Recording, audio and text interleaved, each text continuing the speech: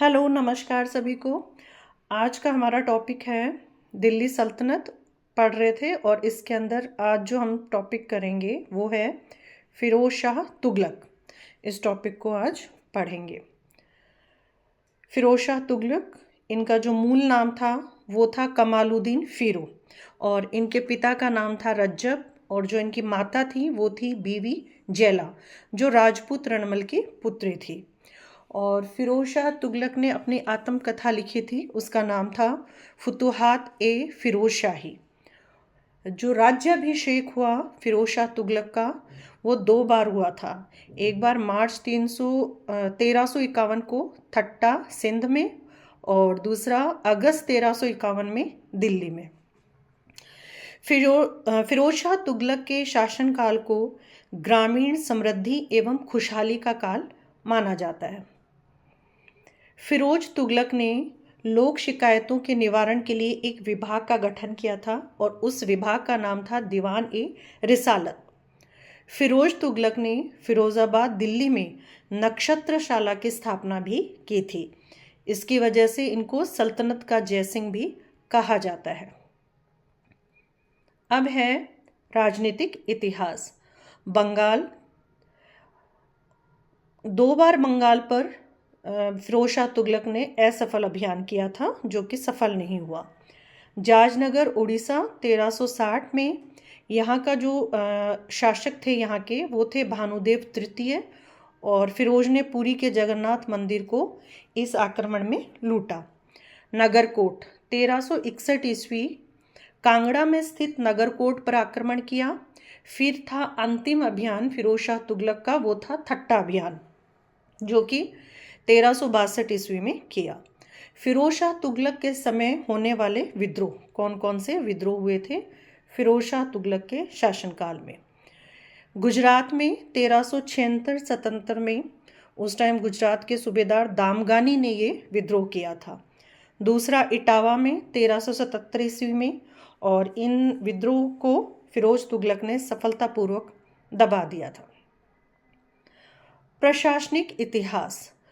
करों में सुधार। फिरोज शाह तुगलक ने 24 प्रकार के अनुचित करों को हटाया और उनकी जगह 4 प्रकार के कर लगाए। और जो 4 प्रकार के कर लगाए वो थे खराज, जकात, जजिया और खुम्स। जो खराज था वो था भूमि कर, उपज का 10वां हिस्सा। जकात मुसलमानों से लिया जाने वाला दान कर।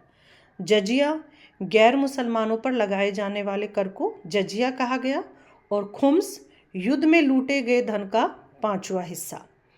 उसके बाद में अनुवाद विभाग। हिंदू धर्म ग्रंथों का संस्कृत से फारसी में अनुवाद कराने के लिए फिरोज शाह तुगलक ने अनुवाद विभाग की स्थापना की।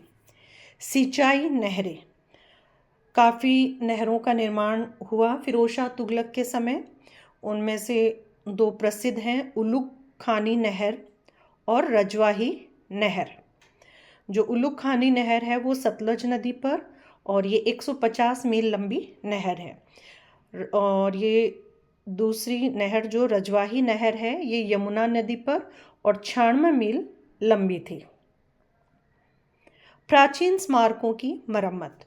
कुतुब मीनार और होजे शमशी जैसी पुरानी इमारतों की मरम्मत भी फिरोज शाह तुगलक के समय हुई।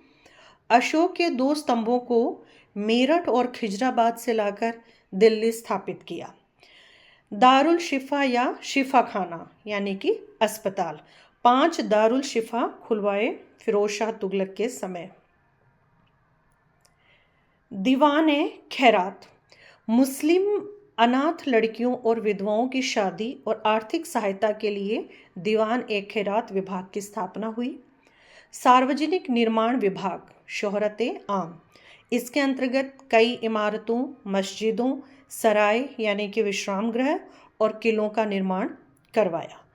फिरोज शाह तुगलक का जो प्रमुख वास्तुकार था वो था मलिक गाजी शहना। नगरों की स्थापना। फिरोज शाह तुगलक के समय बहुत सारे नए शहरों की स्थापना हुई। उनमें से कुछ प्रमुख हैं। जौनपुर अपने भाई जोना खां की याद में इस शहर को बसाया गया। फिरोज़ाबाद, हिसार, फतेहाबाद। दीवान ए बंदगान। दास विभाग। दासों की देखभाल और कल्याण के लिए फिरोज शाह तुगलक ने इस विभाग की स्थापना की। रोजगार विभाग। बेरोजगार व्यक्तियों को उनकी योग्यता के अनुसार रोजगार प्रदान करने के लिए रोजगार विभाग की स्थापना की। मुद्रा प्रणाली। फिरोज के सिक्कों पर खलीफा का नाम अंकित है। सिक्के जो तैयार करवाए फिरोज शाह तुगलक ने वो हैं चहलो हस्तगानी और शंशगनी। चांदी का शंशगनी 6 जीतल के बराबर था। अद्दा एवं भिख नाम से तांबा और चांदी के सिक्के भी फिरोज शाह तुगलक ने चलाए। फिरोज तुगलक के शासनकाल में न ही तो कोई मंगोल आक्रमण हुआ और न ही कोई अकाल पड़ा, और इस प्रकार आखिर में सितंबर 1388 ईस्वी में फिरोज तुगलक की मृत्यु हो गई। Thank you.